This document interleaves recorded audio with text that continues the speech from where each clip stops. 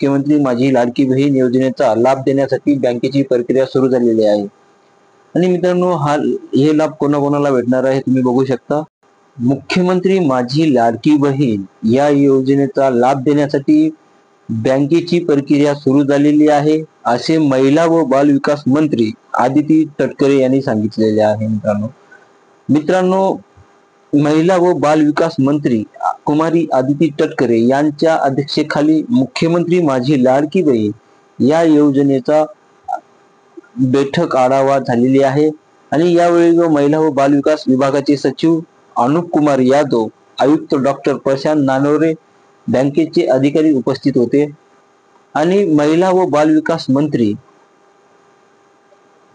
मंत्री आदिती तटकरे यांनी असं सांगितलेले आहे। मित्रांनो, राज्यात आतापर्यंत 1,64,40,000पेक्षा अधिक महिलांची नोंदणी पूर्ण झालेली आहे। अजूनही नोंदणी प्रक्रिया सुरू आहे। यासाठी पात्र महिलेचे बँक खाते आधार लिंक असणे आवश्यक आहे।